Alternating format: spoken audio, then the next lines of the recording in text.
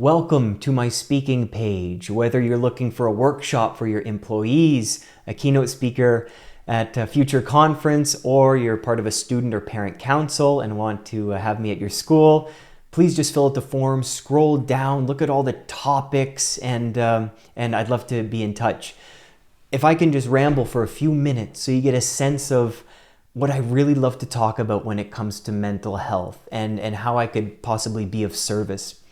Okay, so you know what we're really good at doing as human beings? This is innate within us, especially recently with the technological revolution. We take a simple concept and a simple idea, and then we analyze it, and then we ruminate about it, and then we overthink, and then we look for meaning into it, even if there's no objective meaning. And after all of that, we're left with this clump of complication.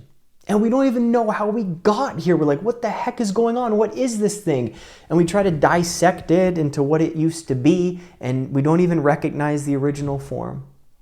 When it comes to mental health and emotional well-being and the crisis we seem to be in with children's focusing and anxiety rates and depression rates and absenteeism and presenteeism in the workplace and the need for mental health leave. It's my job, and I absolutely love it, to take something so complicated and so complex and so stigmatized and awkward to talk about and really simplify it for people. Simplify it for myself to make sense of these things. And I think we've missed the mark a little bit on how we talk about mental health and what is this all about. I think we need to take a million steps back. We're integrating all of this software and mood trackers and employee engagement and all of this stuff. I think it's really, really simple. And you can keep listening to this and just scroll on down through the website if you want. I just got to keep talking, sorry. And I'd love to be in touch. We have simple psychological needs as human beings: the need to be understood, the need to belong, and the need to be loved. And in the middle of this mental health crisis is a loneliness epidemic. Loneliness, not the absence of people like we're isolated, but loneliness, the feeling that what you do and what you share doesn't matter to anybody. How does that feel when a child posts something on social media and gets 1 like, gets 2 likes? Well, obviously what I share and what I really care about doesn't matter to anybody. What does it feel like when an employee goes to work and receives no validation, no attention, no good job, no congratulations, and comes home and is like, what was that all about? What was that for?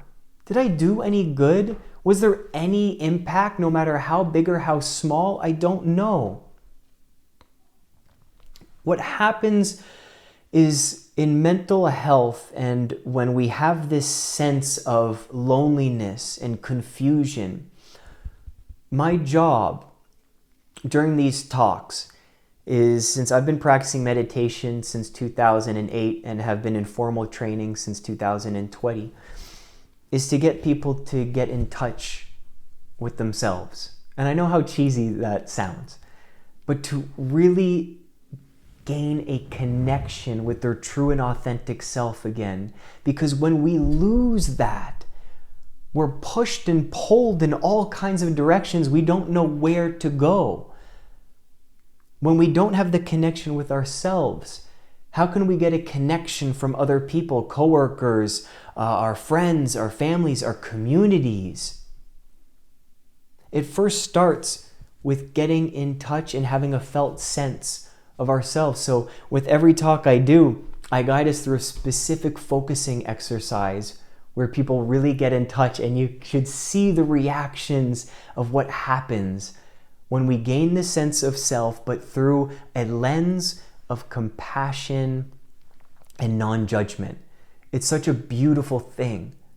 I think we've overcomplicated it with more technology, with more resources, with more this and more that. People need to get in touch with who they actually are.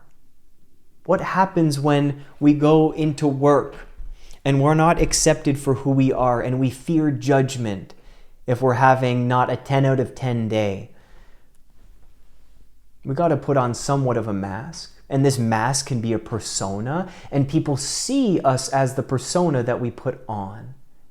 And we gain these connections, and we gain friends, and we gain respect from coworkers, but deep down, employees still don't feel connected, and they still feel lonely. Why? Because people aren't connected to me behind the mask, they're connected to the mask. It's like us looking through a window, being like, don't you see me? We're screaming for people to feel us and to really see us for who we are, but there's a separation.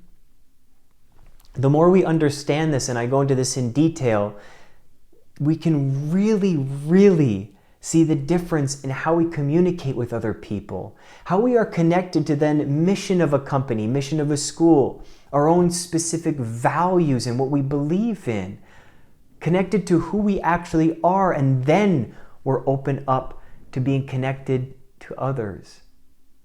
This sense of loneliness that we all go through, that we all feel, that I've felt for a long time, it's like being left out in the cold. It's like not being picked for that team in school, not being invited to that party.